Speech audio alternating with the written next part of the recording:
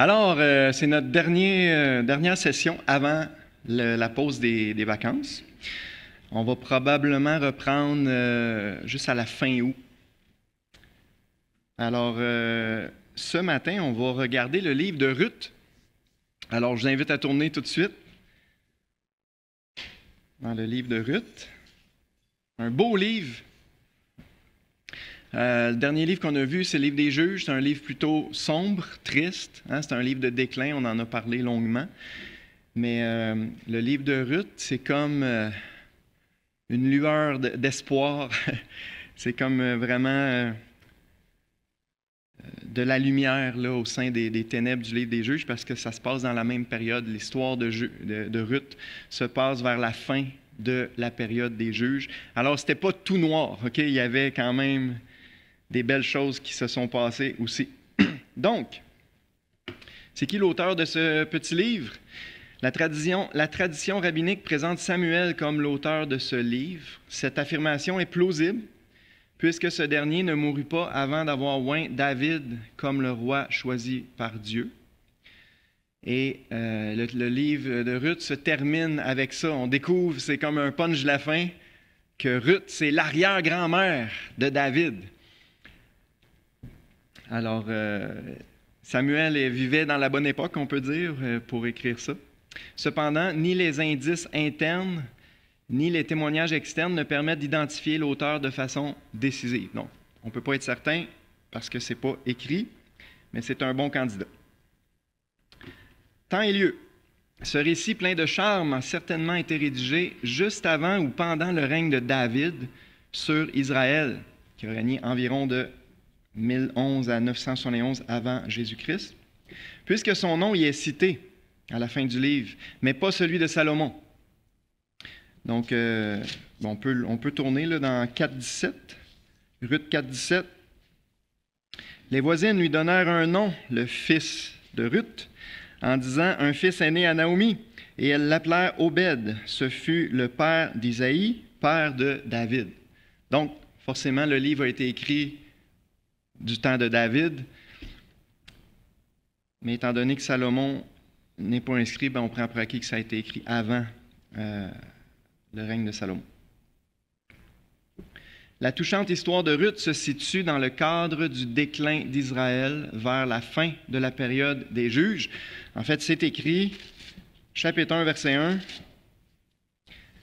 « Du temps des Juges, il y eut une famine dans le pays, etc. » Donc, ça se passe dans cette période-là. Les événements sont difficiles à dater avec précision. Néanmoins, si l'on prend comme point de repère le règne de David, il semblerait qu'il se soit produit entre 1150 et 1100 avant Jésus-Christ. En mots simples, à la fin de la période des Juges. Hormis Bethléem, Moab est la seule entité géographique et nationale qui soit mentionnée. Ce peuple installé à l'est de la mer Morte était l'ennemi juré d'Israël. Donc, il y a juste deux lieux importants dans l'histoire, Bethléem, Moab.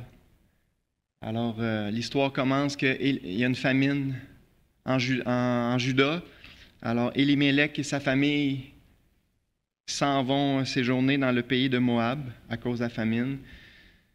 Élimélec meurt, ses deux fils meurent, et là, Naomi se retrouve veuve avec ses deux belles-filles et décide de revenir à Bethléem.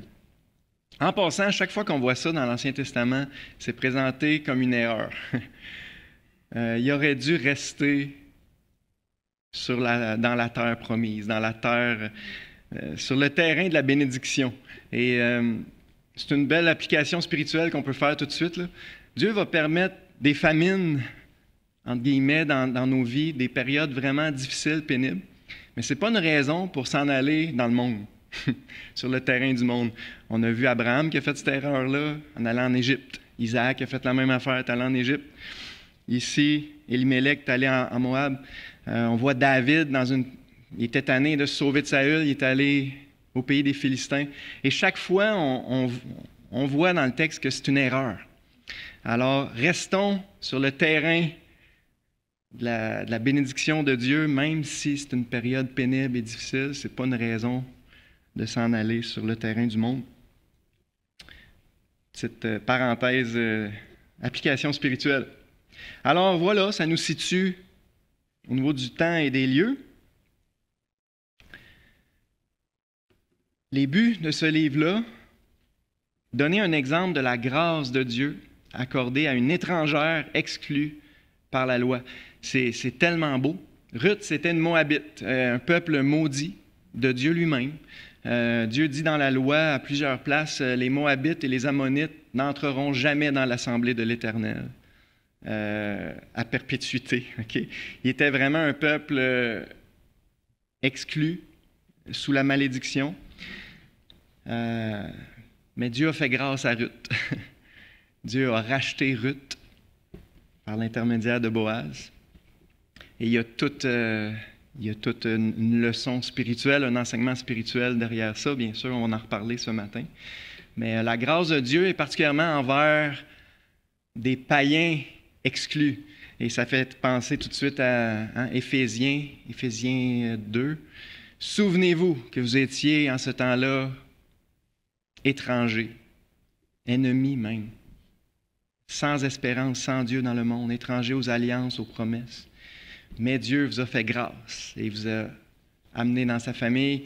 Pour prendre l'image de Romains 11, il vous a greffé à l'olivier franc, il vous a adopté, vous êtes devenus fils et filles d'Abraham. Alors, et ça s'applique à chacun d'entre nous, qui sommes tous des païens, des non-juifs. Alors, on peut s'identifier à Ruth, parce qu'on a eu une grâce, on a bénéficié d'une grâce semblable à elle. Un autre but, un peu plus terre à terre, là, insérer parmi les livres de l'Ancien Testament une histoire de relations interpersonnelles, d'amour et de loyauté dans une famille durement éprouvée. Il y a des leçons pratiques, on voit vraiment l'attitude de Ruth est exemplaire. On voit vraiment des leçons de relations interpersonnelles, de loyauté dans ce livre-là. Un autre but, c'est montrer que Dieu poursuit son plan vers la manifestation du Rédempteur qui est Jésus-Christ, dont Boaz est le type. On va en reparler. C'est un livre de rédemption. Naomi et Ruth ont été rachetés par Boaz, le Rédempteur, qui a payé le prix pour les prendre avec lui et s'en occuper pour voir à leurs besoins pour le reste de leur vie. Et bien sûr, ça pointe vers Jésus. Moi, c'est ce que je trouve le plus beau dans l'Ancien Testament, je l'ai répété souvent, c'est les images nombreuses, abondantes qui pointent vers Jésus, qui pointent vers la nouvelle alliance, la grâce, la rédemption. Et c'est évident dans le livre de Ruth. Caractéristiques. Ruth est, avec Esther, la seule femme qui ait donné son nom à un livre de l'Ancien Testament. Donc, Ruth et Esther. Elle n'est pas mentionnée ailleurs dans la Bible, sauf dans la généalogie de Jésus-Christ, Matthieu 1,5. Ça, c'est quand même frappant. La seule autre place qu'on voit le nom de Ruth dans toute la Bible, à part dans le livre de Ruth, c'est dans la généalogie du Messie, Matthieu 1. Et c'est significatif. On voit que c'est ça. Dieu a pris une païenne étrangère exclue et l'a honorée. Ça montre à quel point le fait qu'elle soit greffée au peuple de Dieu, c'était complet. C'était une adoption complète dans le sens que elle est dans la lignée du Messie. C'est l'arrière-grand-mère de David, donc forcément une ancêtre de Jésus-Christ en tant qu'homme.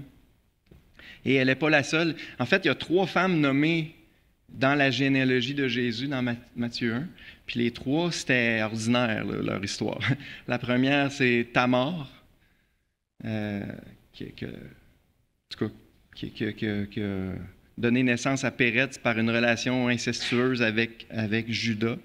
C'est pas très reluisant. Après ça, c'est Rahab. Rahab, c'était une prostituée cananéenne, mais qui a eu la foi, qui a reçu les espions, qui a caché les espions, hein, vous vous rappelez? Rahab est dans la lignée du Messie, puis Ruth, qui était une Moabite, peuple maudit, exclu. Alors, on voit la grâce de Dieu, on voit même dans la généalogie du Messie que Dieu aime les païens, puis voulait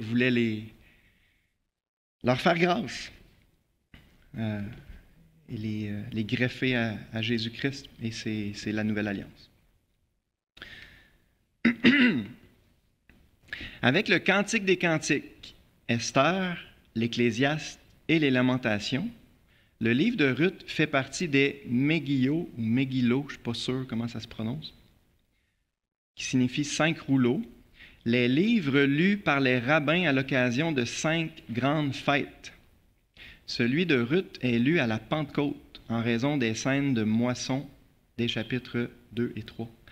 On a déjà parlé des fêtes de l'Éternel, les grandes fêtes juives dans le calendrier. Et les Juifs lisaient ces 5 livres-là à ces fêtes-là. Okay? Chaque fête avait son livre dédié.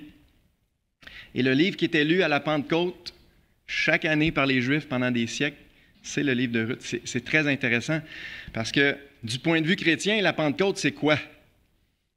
C'est la naissance de l'Église. La Pentecôte, c'est la naissance de l'Église. Et Ruth représente quoi? Vous pensez? Celle que la femme païenne exclue qui a été graciée, rachetée, inclus dans le peuple de Dieu. Ruth représente l'Église. Alors, il n'y a pas d'hasard. Les Juifs, pendant des siècles, ont lu le livre de Ruth à la Pentecôte et il y a vraiment une signification spirituelle vers ça. Ça annonçait prophétiquement ce que Dieu allait faire, le rachat de l'Église. Puis, d'un point de vue terre à terre, la Pentecôte, c'est au printemps, vers la fin du printemps. C'est les premières moissons des orges. Fait que ça fit, d'un point de vue terre à terre, ça fit très bien avec l'histoire de Ruth qui se passe pendant la moisson des orges, de l'orge.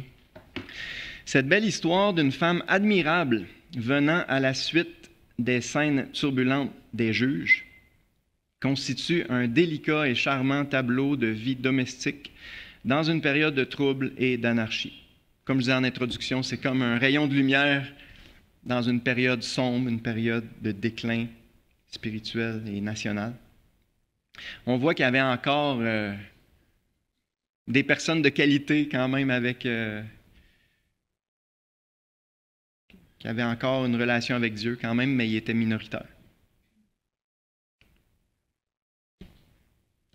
Dans ce livre, Dieu appelle une femme moabite, étrangère aux alliances et à la promesse, à entrer dans la lignée messianique en s'unissant à Boaz. C'est une merveilleuse image du plan rédempteur de Dieu. Par amour, il convie les païens que nous sommes à faire partie de son peuple céleste en nous unissant à Christ, celui qui a droit de rachat sur nos âmes. Je prends pour acquis que vous connaissez déjà l'histoire. Là. De toute façon, on va faire un survol tantôt, mais l'histoire tourne autour de ça. Boaz a droit de rachat sur Naomi, sur Ruth, et il va l'exercer pour les racheter. Et c'est ça, c'est une merveilleuse image de Jésus-Christ qui nous a rachetés, nous qui étions complètement perdus sans lui. Donc, Ruth, l'étrangère sans avenir, est un type de l'Église. Et Boaz, l'homme riche de Bethléem, est un type de Christ, le Rédempteur. Ce n'est pas un hasard, je pense, si ça se passe à Bethléem. Bethléem, c'est la ville, va devenir plus tard la ville de David. Et la fameuse prophétie de Michée, hein? Bethléem, petite entre les milliers de Juda, de toi sortira celui qui paîtra Israël, le Messie. Alors, l'homme riche, l'homme fort de Bethléem représente le Messie à venir, Jésus-Christ.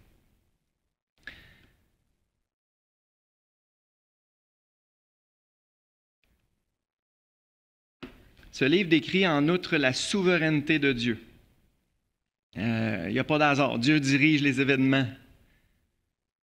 et ses soins providentiels envers des personnes apparemment peu importantes, à des moments peu significatifs. Tout cela pour l'accomplissement de sa volonté. On voit que même dans les périodes sombres, même dans les périodes de déclin, Dieu continue de placer ses pions, si je peux dire, de diriger les événements pour l'accomplissement de son plan. Bien sûr, son plan ultime, c'est la venue du Messie, mais avant ça, il y a la venue du roi David, qui était une étape très importante, celui qui allait établir la lignée royale officielle. Donc, c'est un encouragement. Dans nos vies, des fois, il y a des périodes plates, des périodes qu'on peut dire peu significatives, puis on se dit, bon, j'ai l'impression que ne se passe pas grand-chose d'important, mais faisons confiance à Dieu. Dieu se sert, même des périodes plates où on a l'impression que ce n'est pas significatif, Dieu s'en sert pour placer ses pions, puis placer les événements. Et chaque jour est important dans notre vie pratique. Oublions pas que Moïse, il a passé 40 ans à Madian à s'occuper des moutons. Ça devait être plate longtemps, ça. David, même affaire, passé toute son adolescence dans le champ à garder les moutons. Il y a eu des périodes longues et plates dans la vie de tous les grands hommes de Dieu dans la Bible, les grandes femmes de Dieu. Alors, ça fait partie de la formation, de l'école de Dieu, puis pendant ces périodes-là, Dieu place les événements. Fait que, c'est ça. Faisons confiance dans la souveraineté de Dieu, puis chaque journée est importante. C'est important de, comme c'est écrit, c'est ici la journée que l'Éternel a faite. Je vais bien la vivre, je vais m'en réjouir. Puis juste quelques versets qu'on peut lire qui montrent la souveraineté de Dieu. Chapitre 1, verset 6. Puis elle se leva, on parle de Naomi, elle et ses belles-filles, afin de quitter le pays de Moab, car elle apprit au pays de Moab que l'Éternel avait visité son peuple et lui avait donné du pain. Donc on voit Dieu a intervenu, sa providence. Dieu a visité son peuple et lui a donné du pain. Et en passant, Bethléem signifie la maison du pain. Encore là, ce n'est pas un hasard. Et c'est ça qui est... Toute l'histoire tourne autour de ça. Dans le fond, c'est la famine versus le pain que Dieu pourvoit, parce que la moisson de l'orge permettait de faire du pain. Et ça pointe vers qui? Celui qui a dit « Je suis le pain de vie. Je suis le pain vivant descendu du ciel pour vous donner la vie. » Le sauveur de Bethléem, c'est le vrai pain qui nourrit notre âme. Chapitre 4, verset 13. Boaz prit Ruth, qui devint sa femme, et il alla vers elle. L'Éternel permit à Ruth de concevoir, et elle enfanta un fils. Encore là, on voit Dieu intervient. C'était ça le but de Dieu derrière toute l'histoire. Dieu voulait que Ruth devienne l'arrière-grand-mère du roi David et une ancêtre du Messie. L'Éternel permit à Ruth de concevoir. Puis il y a chapitre 2, verset 3. Chapitre 2, verset 3. Elle alla glaner dans un champ derrière les moissonneurs, et il se trouvait par bonheur. Moi, j'aurais le goût de dire, Dieu s'y danse. Il se trouva par bonheur que la parcelle de terre appartenait à Boaz, qui était de la famille d'Élimélec. Dieu s'est assuré que Ruth aille glaner dans le bon champ, dans le champ de Boaz. On voit la providence de Dieu, sa direction dans cette histoire-là. Et encore là, c'est un encouragement dans nos vies que faisons confiance. Si on veut se laisser diriger, si on prie pour ça, faisons confiance que Dieu va nous diriger. Moi, un verset qui m'a beaucoup aidé dans ma vie, là, c'est dans Psaume 32, 8. Dieu dit « Je t'instruirai et je te montrerai la voie que tu dois suivre. Je te conseillerai, j'aurai le regard sur toi. » Dieu veut nous diriger, il veut nous montrer le chemin. Fait que si c'est ça qu'on veut, nous autres aussi, si on est sincère, qu'on veut que Dieu nous dirige, bien, faisons-lui confiance qu'il va nous diriger. Et ça donne de la paix. On n'est pas constamment anxieux, je suis en train de prendre la bonne décision. L'important, c'est de prier tout le temps que Dieu nous dirige. Puis, d'être attentif aux petits messages qu'il nous envoie, puis d'avancer avec confiance qu'il va le faire, c'est ça qu'il veut. Fait que Dieu a dirigé Ruth dans le champ de Boaz, celui qui pouvait la racheter. Puis une autre caractéristique intéressante, c'est encore là d'un point de vue plus pratique, là. Ruth incarne admirablement la femme vertueuse de Proverbe 31. En fait, elle est appelée une femme vertueuse dans chapitre 3, verset 11. Maintenant, ma fille, ne crains point, c'est Boaz lui-même qui s'adresse à elle.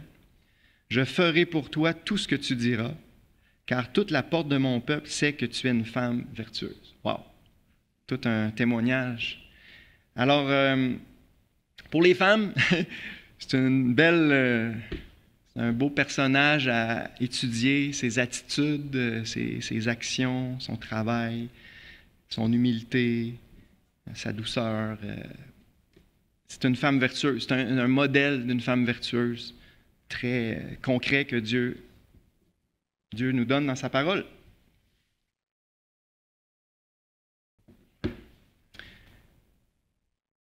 On est rendu au survol du livre proprement dit. On peut le diviser en 4 sections qui correspondent aux 4 chapitres. Chapitre 1, la décision de Ruth, une grosse décision qu'elle a prise qui a changé sa vie. Chapitre 2, la découverte de Ruth, elle va découvrir Boaz. Chapitre 3, la réclamation de Ruth, elle a osé réclamer sa rédemption, on peut dire, son rachat. Et chapitre 4, la récompense de Ruth, sa rédemption et la bénédiction qui en suivit. La décision de Ruth, chapitre 1. Une famille de Bethléem, Élimélec, Naomi et leurs 2 fils, alla, à cause d'une famine, séjourner au pays de Moab. Les 2 jeunes hommes épousèrent 2 filles de Moab, qui ça aussi c'était une erreur et c'était une des raisons pourquoi il n'aurait pas dû déménager là. Mais bon. Après 10 années, le père et les 2 fils moururent. La situation est dramatique, spécialement pour Naomi. Dans ce temps-là, il n'y avait pas d'aide sociale, il n'y avait rien. Là. Puis surtout pour une femme veuve, c'est pour ça que dans la Bible, Dieu parle beaucoup des veuves. Il fallait s'en occuper, il fallait que quelqu'un d'autre les prenne en charge, là, parce qu'il n'y avait aucun moyen de subsistance. Donc, la situation est dramatique, spécialement pour Naomi. Ayant appris que la famine avait cessé au pays, Naomi se mit en route vers Bethléem. Ses belles-filles firent un bout de chemin avec elle. Il fallait maintenant se séparer. Naomi insiste pour que ses belles-filles retournent chez elle dans l'espoir de s'y remarier. Orpa céda à contre-cœur, mais Ruth ne voulut pas abandonner sa belle-mère à une vieillesse solitaire. Elle a porté son choix sur le peuple de Naomi et de façon significative sur son Dieu. Ruth a choisi de s'attacher au Dieu d'Israël. Et ça, c'est ça sa grande décision. Elles parvinrent toutes les 2 à Bethléem au mois d'avril. La récolte de l'orge s'annonçait bonne, mais elle n'avait aucune terre à moissonner. Elle arrivait là complètement les mains vides. Et on peut lire quelques versets, là, c'est tellement beau. Chapitre 1, versets 15 à 17. Naomi dit à Ruth, « Voici, ta belle-sœur est retournée vers son peuple et vers ses dieux. Retourne comme ta belle-sœur. » Ruth répondit, « Ne me presse pas de te laisser, de retourner loin de toi. Où tu iras, j'irai. Où tu demeureras, je demeurerai. Ton peuple sera mon peuple, et ton Dieu sera mon Dieu. Où tu mourras, je mourrai, et j'y serai enterré. Que l'Éternel me traite dans toute sa rigueur si autre chose que la mort vient à me séparer de toi. » Wow! Fait que la décision de Ruth, et ça c'est une belle image.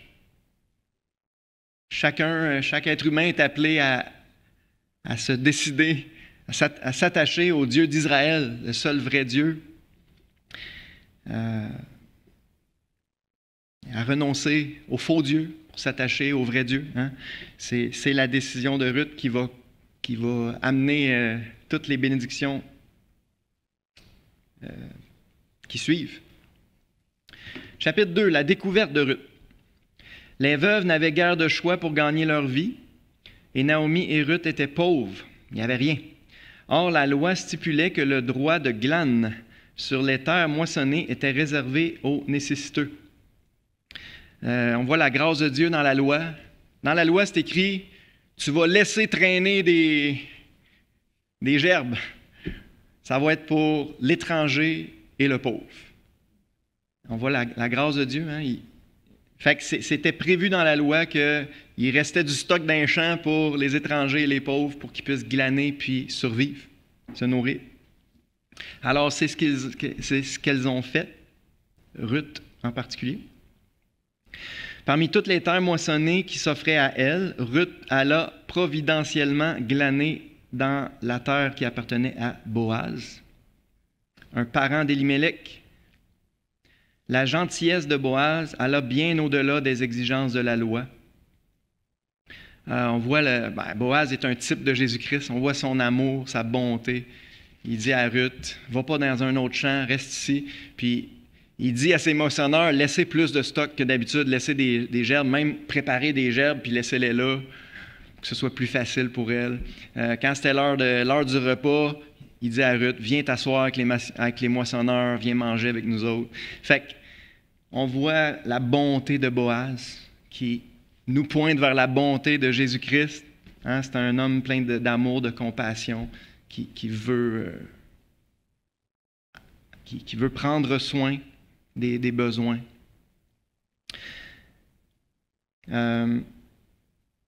D'avril à juin, Ruth put glaner de quoi faire son pain, d'abord après la moisson de l'orge, puis après celle du blé.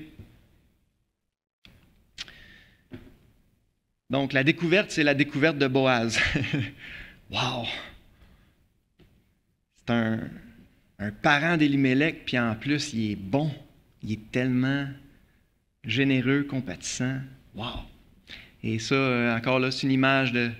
À un moment donné, on découvre Jésus-Christ, le vrai Boaz, et on découvre à quel point... on chante un chant, « L'étranger de Galilée ». On découvre à quel point il est merveilleux, puis là, on veut apprendre à le connaître puis se rapprocher de lui. Hein? Chapitre 3, la réclamation de Ruth. Ruth va faire un pas décisif. D'une certaine façon, c'est elle qui va prendre l'initiative. D'après la loi du Lévirat, quand un homme mourait sans descendance, son frère était tenu de lui en donner une descendance, en épousant sa veuve. Cette loi pouvait s'étendre aux plus proches parents, d'où le projet de Naomi. Ruth réclama le bénéfice de ce droit. Il y eut une complication du fait que Boaz n'était pas le plus proche parent d'Élimélec, mais il promit de donner suite à la démarche de Ruth. Donc, il y avait une loi, si un homme mourait avant d'avoir un enfant, bien, son frère devait prendre sa veuve, puis le premier fils qui naissait portait le nom du défunt. Donc, de cette façon-là, ça empêchait qu'une lignée soit coupée, ça permettait à la lignée du défunt de continuer. Donc, c'était vraiment une loi, la loi du Lévirat qu'on appelle. Puis, s'il n'y avait pas de frère, bien là, c'était le plus proche parent qui avait droit de rachat. Alors, c'est ça la base légale qu'il y a dans le livre de Ruth. Ruth désire se faire racheter par un proche parent. Et Boaz fait partie de ceux qui ont droit de rachat. C'est un proche parent d'Élimélec. Mais c'est ça. Ce qui est beau, c'est qu'on voit que Ruth réclame son rachat. On peut peut-être juste lire chapitre 3, versets 9 à 11. Donc, elle est venue se coucher à ses pieds. Puis là, Boaz se réveille, puis dit « Qui es-tu » Elle répondit « Je suis Ruth, ta servante. Étends ton aile sur ta servante, car tu as droit de rachat. » Et il dit « Sois bénie de l'Éternel, ma fille. Ce dernier trait témoigne encore plus en ta faveur que le premier, car tu n'as pas recherché des jeunes gens, pauvres ou riches. » On prend pour acquis que Boaz était beaucoup plus âgé que Ruth. Donc, elle n'a pas recherché un jeune homme. C'est ça.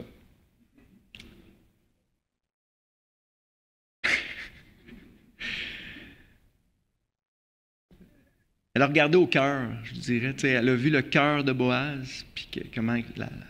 C'est ça. Maintenant, ma fille, ne crains point, c'est tellement beau. C'est Boaz qui parle.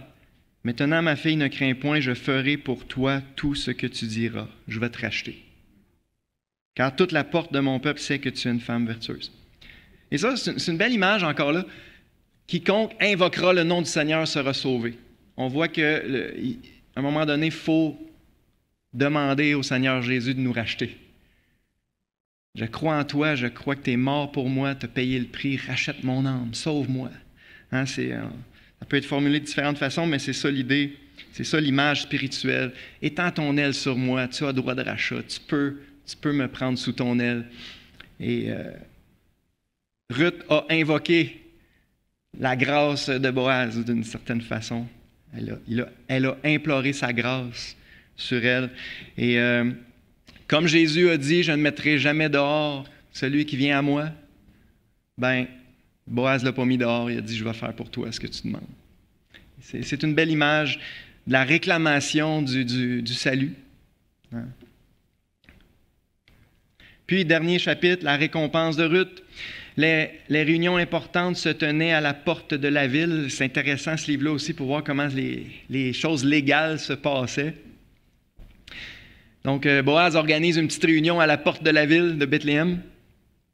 Les affaires s'y traitaient légalement et publiquement, comme dans le cas présent. Conduit par Boaz, le débat porte d'abord sur la terre puis sur la veuve, parce que quand il y avait rachat, c'était tout. C'était un package, là, la terre, les biens, la veuve. Le plus proche parent aurait bien acheté le champ pour l'ajouter à son patrimoine, mais quand il apprit que le champ irait à Ruth et à son fils, et qu'il aurait à entretenir Ruth, il renonça. Après un début triste, cette histoire a le plus heureux des dénouements. Les bons vœux des anciens ont été réalisés. Dieu récompensa Ruth en lui donnant un mari et un fils, et Naomi fut consolée de son chagrin par la naissance de ce petit-fils. Quand Dieu intervient, les événements ordinaires de la vie prennent une signification extraordinaire. Obed, l'enfant de Ruth, fut le grand-père de David, fondateur de la lignée royale d'Israël, dont sera issu le Christ, le Messie.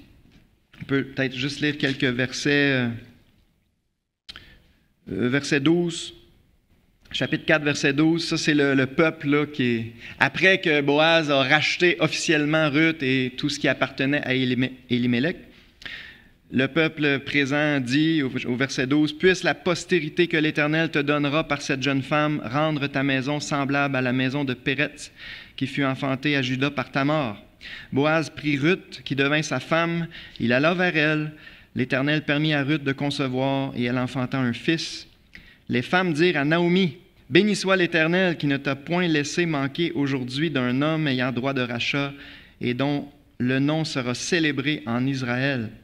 Cet enfant restaurera ton âme et sera le soutien de ta vieillesse, car ta belle-fille qui t'aime l'a enfanté, elle qui vaut mieux pour toi que 7 fils. » On voit encore là la valeur morale de Ruth. Hein? Elle valait mieux pour Naomi que 7 fils. Naomi prit l'enfant et le mit sur son sein, et elle fut sa garde. Les voisines lui donnèrent un nom en disant « Un fils est né à Naomi. » Elles l'appelèrent Obed. Ce fut le père d'Isaïe, père de David. On voit que Naomi est bénie à travers Ruth. Le fils de Ruth, d'une certaine façon, c'est le petit-fils de Naomi, parce que le fils de Ruth est attribué à Machlon, le défunt. Mais ça, j'ai pas vu ça à nulle part, mais en méditant, il me semble que c'est une belle image d'Israël. Je vous laisse méditer ça. Naomi pourrait représenter Israël qui était triste et amer, puis là, à travers l'Église, au bout de l'histoire, est bénie à travers l'Église. Et ça, c'est un petit peu, encore là, l'enseignement du Nouveau Testament. Israël va finir par être béni à travers le Messie, à travers l'Église, à la fin de l'histoire. En tout cas, je trouve ça intéressant. Peut-être que Naomi pourrait représenter le peuple d'Israël. Mais voilà, l'histoire finit très bien et on découvre que c'est tout Dieu qui a orchestré ça. Et un des buts, c'était de créer la lignée de David, la lignée messianique.